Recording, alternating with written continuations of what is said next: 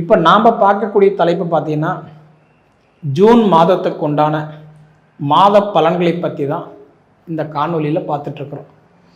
இந்த ஜூன் மாதம் கிட்டத்தட்ட கும்பராசிக்கு என்னென்ன பலன்களை கொடுக்க போகிறாரு அப்படின்னு பார்த்தீங்கன்னா, பொதுவாக கும்பராசிக்கு நிறைய பேர் சொல்லியிருப்பாங்க, உங்கள் நேரம் சரியில்லை, உங்களுக்கு 7.5 சனி நடக்குது, அதுவும் பாதச்சனி நடக்குது, ரொம்ப கவனமாக இருக்கணும், அப்படி இருக்கணும், இப்படி இருக்குன்னு சொல்லுவாங்க. சரிங்களா? ஆனால் நான் சொல்கிறேன்னுங்க, உங்களுக்கு குரு பார்வை உங்கள் ராசிக்கு 9ஆம் இடமாக பார்க்குறாரு. அதாவது மே மாதம் 14ஆம் தேதி குரு பகவான் ரிஷப ராசியிலிருந்து மிதுன ராசிக்கு போனார்ன்றது எல்லாருக்குமே தெரியும் இல்லைங்களா? ஏன்னா குரு பகவான் பார்த்தீங்கன்னா மே மாதம் 14ஆம் தேதி ரிஷபத்திலிருந்து மிதுன ராசிக்கு போகும்போது குருவுடைய பார்வை 5, 7, 9. 5ஆம் இடம்னா துலாராசி பார்க்குறாரு. 7ஆம் இடம்னா தன் சொந்த வீட்டை தனுசு ராசியை பார்க்குறாரு. 9ஆம் இடம்னா கும்பராசி, அதாவது உங்கள் ராசி தான் குரு பகவான் பார்க்குறாரு. குரு பகவான் பார்த்தா கோடி நன்மைன்னு சொல்லுவாங்க. இந்த 7.5 சனி ஒரு பக்கம் உங்களுக்கு சிரமத்தை கொடுத்தாலும் அந்த குரு பகவான் அது ஜமாளிக்கக்கூடிய ஒரு திறமையும் உங்களுக்கு கொடுக்குறாரு. ஏன்னா மனசில் நிறைய கேள்வி இருக்குது. நாம் ஏன் இப்படி இருக்கிறோம், நம்மளால் ஏன் வாழ முடியல, ஏன் வளர முடியல, ஏன் சாதிக்க முடியல, நம்ம எப்போ வீடு கட்டுவோம், எப்போ தொழில் ஆரம்பிப்போம், எப்போ தொழிலில் முன்னேற்றம் கிடைக்கும், எப்போ நல்ல ஸ்கூலில் படிப்போம், எப்போ ஸ்கூலில் நல்லா படிக்க வைப்போம், மொத்தத்தில் கடன் இல்லாத கஞ்சி குடித்தா கூட நிம்மதியாக எப்போ குடிப்போம், இது மாதிரி நிறைய கேள்விகள் உங்கள் மனசில் இருக்குது. ஆனால் கும்பராசிக்காரங்களுக்கு கிட்டத்தட்ட ஃபஸ்ட்டு 2.5 வருஷம் விரைச்சனி ஆரம்பித்தது, அதில் ரொம்ப கஷ்டப்பட்டீங்க. காடு கரை நஷ்டம், ஃப்ளாட்டு, சொத்து, இடம், பூமி எல்லாமே ஒன்று விற்றுருப்பீங்க, அடமானம் வச்சுருப்பீங்க, இல்லை அழிச்சிருப்பீங்க. அப்போ உங்களுக்கு அந்த வகையில் சில நஷ்டம். விரைச்சனி 2.5 வருஷம் முடிஞ்சுது, பரவாயில்ல நினைக்கும் போது அடுத்தது ஜென்மச்சனி 2.5 வருஷம். ஜென்மத்தில் வந்த சனி செருப்பால் அடித்தாலும் போகாதுன்ற மாதிரி ஜென்மச்சனியில் ஒரு 2.5 வருஷம், அதில் ரொம்ப பாடுபட்டீங்க. கிட்டத்தட்ட விரைச்சனி 2.5 வருஷம், ஜென்மச்சனி 2.5 வருஷம், கிட்டத்தட்ட இந்த மார்ச் 29ஆம் தேதியோட உங்களுக்கு ஜென்மச்சனி முடிஞ்சுது. இப்போ அடுத்தது பார்த்தீங்கன்னா கும்பராசிக்காரங்களுக்கு பார்த்தீங்கன்னா இப்போ பாத சனி இன்னும் 2.5 வருஷம் மட்டும்தான் இருக்குது.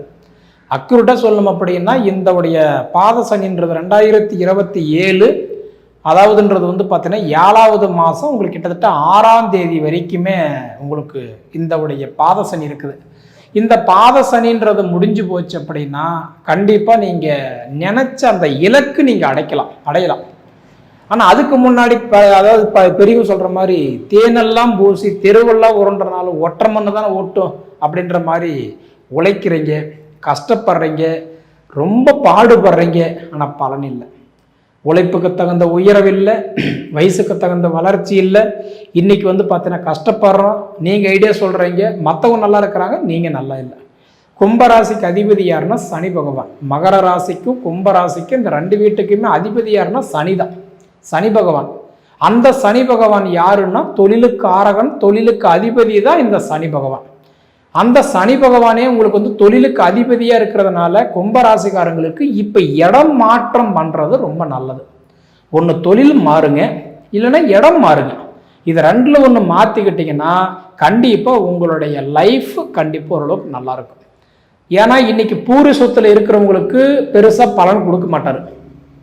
அப்பா அம்மா வீட்டில் பாரம்பரிய வீட்டில் இருந்தீங்கன்னா பலன் இல்லை. பாரம்பரிய வேலை செய்கிறவங்களுக்கு முன்னேற்றம் இல்லை. அதாவது கஷ்டப்படுறோம், வேலை செய்கிறோம், சம்பாதிக்கிறோம், ஆனால் 4 காசு வீட்டில் இருப்பு இல்லை, மிச்சம் இல்லை. திறமை இருக்குது, டேலண்ட் இருக்குது, சாதிக்க முடியல. ஆனால் இந்த குரு பகவான் உங்கள் ராசி பார்க்குறாரு பார்த்தீங்களா? 2026 6ஆவது மாதம் 3ஆம் தேதி வரைக்கும் பார்த்தீங்கன்னா குரு உங்கள் ராசி தான் பார்க்குறாரு. குரு பார்த்தா கோடி புண்ணின்னு சொல்கிறோம் இல்லையா? அந்த குரு பகவான் உங்கள் ராசி பார்க்கறதுனால 7.5 சனி இருக்குதுன்றதுனால வருத்தப்பட வேண்டாம். கண்டிப்பாக இந்த குரு உங்களோட ராசி பார்க்கறதுனால நல்லா இருக்கும். அது குறிப்பாக 9ஆம் இடமா பார்க்குறாரு. 9ஆம் இடம்னா பாக்கியஸ்தானமாக பார்க்குறாரு. பண வரவு கிடைக்கும். கடன் உடனப்பட்டாவது இடம் வாங்குவீங்க, வீடு கட்டுவீங்க, வீடு ஆல்ட்ரேஷன் பண்ணுவீங்க, தொழில் தொடங்குவீங்க, சுப காரியங்கள் உங்கள் வீட்டில் நடக்கும். அதுக்கு வாய்ப்புண்டு. கிட்டத்தட்ட பாத சனி ஒரு பக்கம் இருந்தாலும் 65% கவனமாக இருக்கணும். சனி பயிற்சி நல்லா இல்லை, அதில் யாரும் நம்ம பொய் சொல்ல முடியாது. ஏன்னா சனி வந்து உங்களுக்கு ஃபேவராக இல்லை. 65% கவனமாக இருக்கணும். மண்ணை தொட்ட நஷ்டம், மனையை தொட்ட நஷ்டம், பொண்ணு தொட்ட நஷ்டம், பொருளை தொட்ட நஷ்டம். சனி பயிற்சி நல்லா இல்லை. குரு பயிற்சி பார்த்தீங்கன்னா பூர்வ புண்ணிய குருவை வந்திருக்கிறார். அதாவது பெண் சாபம் இருந்தாலும், பூர்வ புண்ணியத்தில் ஏற்பட்ட பிரச்சனை இருந்தாலும், சொந்த பந்தத்துக்குள்ளார சங்கட செலுப்பு இருந்தாலும், இடம் பிரச்சனை இருந்தாலும், கோர்ட்டு போலீஸ் ஸ்டேஷன் பஞ்சாயத்து பிரச்சனை இருந்தால் கூட உங்களுக்கு குறையிறதுக்கு வாய்ப்பு இருக்குது. கண்டிப்பாக பயப்பட வேண்டாம். ஏன்னா பூர்வ புண்ணிய குரு கிட்டத்தட்ட பார்த்தீங்கன்னா உங்கள் ஜாதகத்தை பார்த்துக்கோங்க. திசா புத்தி நல்லா இருக்குது, கிரகங்கள் நல்லா இருக்குது, சுற்றி மனுஷாக்கள் வகையில் பிரச்சனை இல்லைன்னா நீங்கள் சரியான முறையில் ஒரு ஆலயத்துக்கு போயிட்டு வந்தீங்கன்னா உங்களுடைய பிரச்சனைகள் கண்டிப்பாக சால்வ் ஆகும். ஏன்னா பூர்வ புண்ணிய குரு உங்களுக்கு கண்டிப்பாக பலன் கொடுத்துருவார். அடுத்தது பார்த்தீங்க அப்படின்னா ஜென்ம ராகு. ஜென்மத்தில் வந்த ராகு செருப்பால் அடித்தாலும் போவாது. ராகுக்கு எது பயிற்சி சுத்தமாக நல்லா இல்லை. யாராவது நல்லா இருக்குதுன்னு சொன்னால் நம்ப வேண்டாம். ஏன்னா ஜென்ம ராகு வரக்கூடிய காலகட்டத்தில் பார்த்தீங்கன்னா ஆடு மாடு இருந்தால் விரையும், வண்டி வாகனம் இருந்தால் செலவு பண்ண முடியாத அதாவது ஒரு சூழ்நிலை, நகனிட்டு இருந்தால் ஒன்று அடமான வைக்கல விற்று சாப்பிடலாம், கொடுத்துருந்தா வரல, வாங்குறத கட்ட முடியல, இடம் பொன் பொருள் பூமியில் வந்து கொஞ்சம் பிரச்சனை, மெயினாக சொந்த பந்தத்தில் பிரச்சனை. பூர்வீகத்தை சார்ந்த கிரக ராகு, அந்த ராகு ஜென்ம ராகு வந்திருக்கிறதுனால பிரச்சனை முடிஞ்சு போச்சுன்னு நினச்சிங்கன்னா அது ஏதோ ஒரு வகையில் மீண்டும் முளைக்கிறதுக்கு ஆரம்பிச்சிடும். அதே மாதிரி கலஸ்திர கேது பகவான் வந்து கலஸ்திர 7ஆம் இடத்துல வர்றதுனால பார்த்தீங்கன்னா, அதாவது திருமணம் சார்ந்த விஷயங்கள் ஏதாவது பார்த்துட்டு இருக்கிற மாதிரி இருந்தால் கவனமாக பாருங்கள். ஏன்னா நம்ம வாய் தான் நமக்கு எதிரியாகும். கம்முன்னு இருப்போம், எதுவுமே பேசியிருக்க மாட்டோம், சொல்லியிருக்க மாட்டோம், ஆனால் பிரச்சனை வந்துடும். அதனால கலஸ்திர கேது கவனமாக இருக்கணும். சரிங்களா?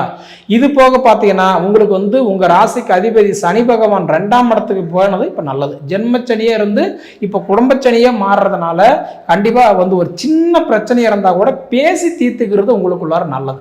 ஏன்னா சின்ன பிரச்சனை கூட அது பெருசாக மாறும். வாய் சண்டை கை சண்டையாக மாறும். தேவையில்லாத மனஸ்தாபங்கள் வரும். கொஞ்சம் கவனமாக இருங்க. சரிங்களா?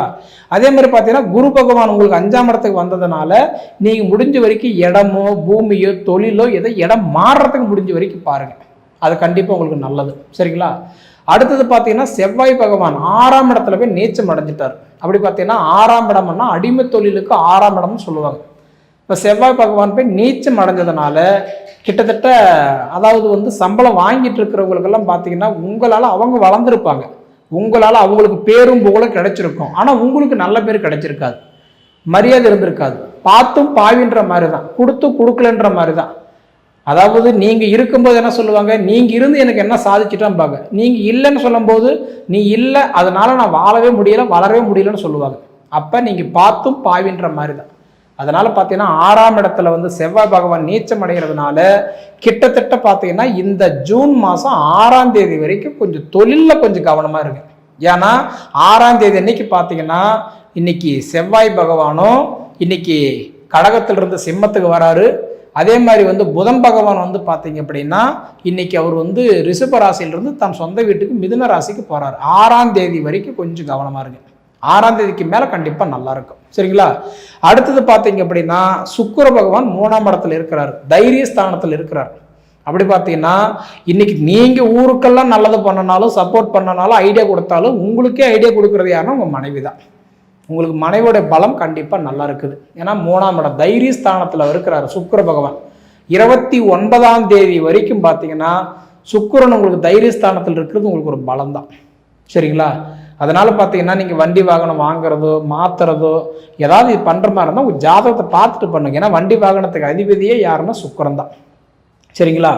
அடுத்தது புதன் பகவானும் சூரிய பகவானும் 2 பேருமே 4ஆம் இடம் மாதிருஸ்தானத்தில் சுகஸ்தானத்தில் இருக்கிறதுனால அதுவும் பார்த்தீங்கன்னா இன்னைக்கு புதன் ஆதித்ய யோகம் இருக்கிறதுனால ஒன்றும் உங்கள் வீட்டில் பார்த்தீங்கன்னா சுப நிகழ்ச்சிகள் அதாவதுன்றது ரொம்ப நாளாக ஏதோ ஒரு எதிர்பார்ப்பு இருப்பு பார்த்தீங்களா, அந்த எதிர்பார்ப்பு கண்டிப்பாக நடக்கும்.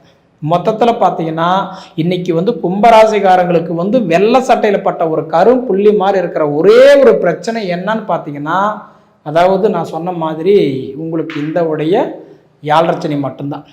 இதை தவிர உங்களுடைய நேர காலம் கண்டிப்பாக சொல்கிறேன் நல்லா இருக்குது, சூப்பராக இருக்குது. நீங்கள் போக வேண்டிய ஆலயம் பார்த்தா திருநள்ளாறு போயிட்டு வாங்க, கண்டிப்பாக உங்களுக்கு திருப்பம் நடக்கும்.